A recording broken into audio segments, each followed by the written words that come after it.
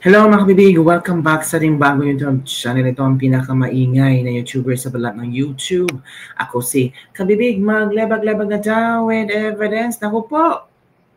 Another TV5 reporter daw di umano ang kinuyog ng mga maisog supporters na sumabog ang kanilang galit kasi nagbabalita daw itong TV5 reporter na ito ng fake news.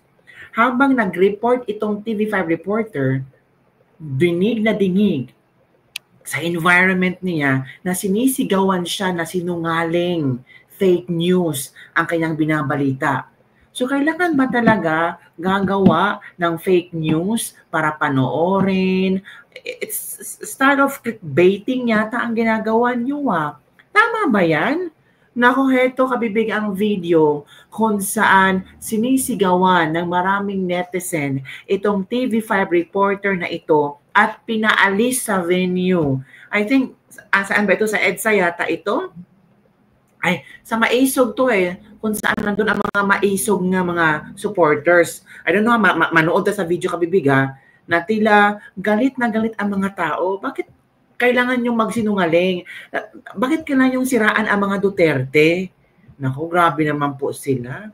So ito kabibig, ito yung kabibig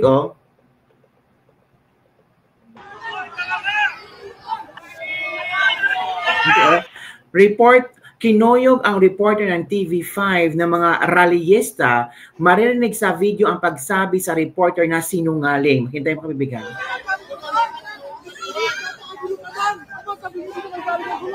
Tira mo kami mo tanga!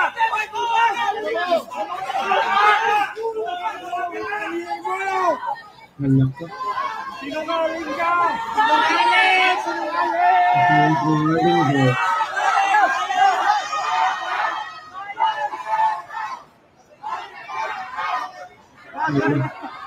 Ito pa kabibig ang ilang mga video. Ito daw ito pa another video kabibig Tingnan natin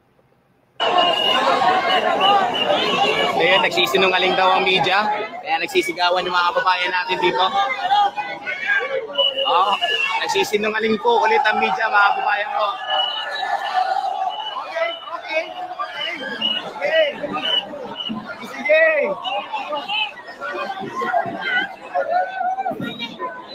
Makasabak sinungaling, sir. Sir, wag ka kasabak sinungaling. Makasabak sinungaling, sir.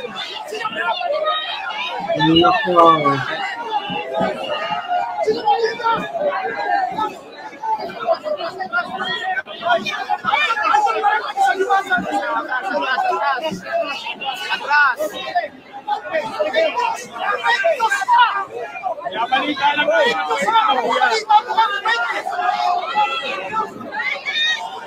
Yun lang, na-fake news ka tuloy, sir.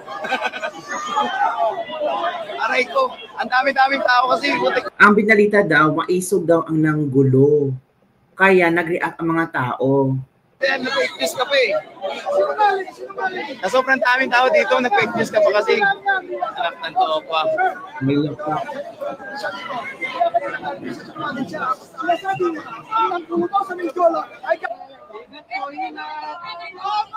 Ay, umalis ang TV5 reporter. Hindi ko kaya maayos, sabi dito sa mga tao.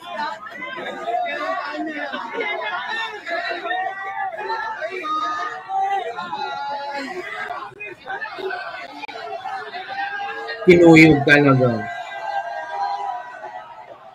Wala ka. Ay, nakakahiya to Nakakahiya talaga to. Kaya nagsisinungaling daw ang media. Kaya nagsisigawan yung mga kababayan natin dito. Nagsisinungaling po ulit ang media, mga kababayan ko. Kinuyog talaga Sige.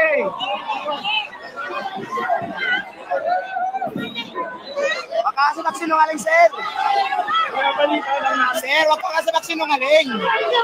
Makasabak sinungaling, sir.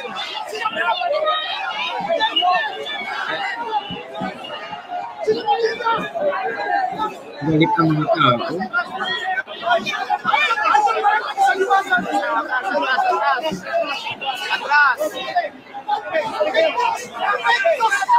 Fake news. Nabalita lang ko.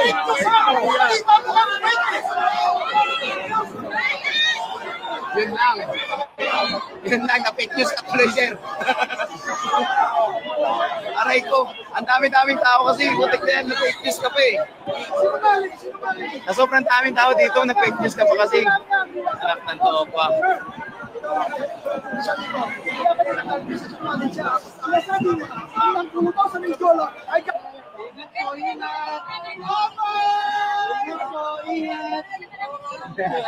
Papa, ingat po. Nalak pa. Magbalik ka kayo ng maayos. Kasi dyan ang mga tao.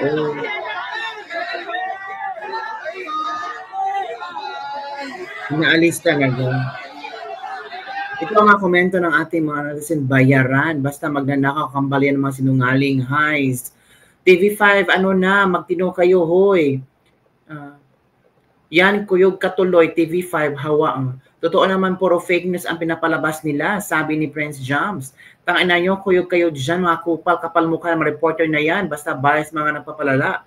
Sige, report ka ng fake nang mabugbog ka dyan, malaki mang bayad at isugal mo yung sarili mo sa mga galit ng Pilipino na pinagluloko nyo. Mga bayarang media ata, di nga, from Ronnie Piperotti. Ito pa, animal na reporter na ito, ano ka ngayon, kukuyugin ka dyan dahil kasi ngulingan mo ano ang ginagawa mo. Kasi ang sinabi, maisog daw ang nanggulo. Yan ang nabasa natin kabibig. So, ito yung time na kung saan talagang grabe. Yun mga kabibig, pinag-uusapan ngayon, TV5 reporter, TV5 reporter kinuyog. Natin kung meron ba news sa Twitter. Ay, ito nga. Sinigawan at ang grupo ng mga lista sa new si Gary De Leon sa gitna kanyang live report protesta Mindiola, Manila ngayong September 20. Kailangan niyang putulin ang kanyang report upang umalis sa lugar. Yun pala mga kabibig. Ito pala yung kabibig. Oh. Ito ha. I-share ko sa inyo. May mga video din dito mga kabibig sa Twitter. I-share ko sa inyo ha. Talagang nagulo ang mga pangyayari. Ito ito yung kabibig Talagang kinuyog siya. Ito. Sahin natin. Go. Sinasabi niya, ang naggulo daw sa Mindiola ay galing iwasan. Wala ako sinabi. Wala ako sinabi.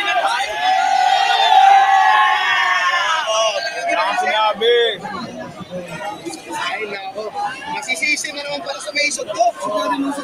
Hindi ko sinabi sa ikaw ko. Hindi ka naman masasakyan. Hindi ka masasakyan.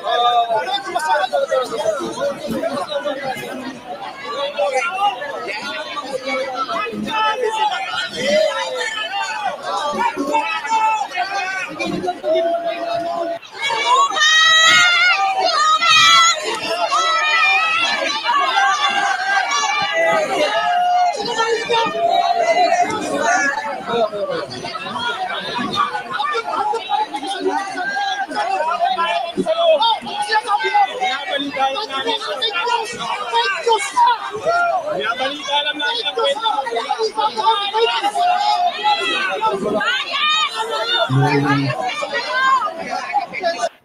So yun kabibig, ito pala yun.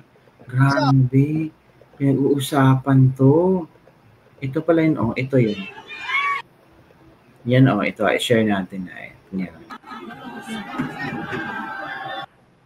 Pagharas ng grupo ng mga reliyista sa News 5 reporter sa gitna ng live report sa protesta. Yun kabibig. Yun ang nangyari. So ano ang yung comment dito kabibig? Don't forget to like, subscribe, and share this video.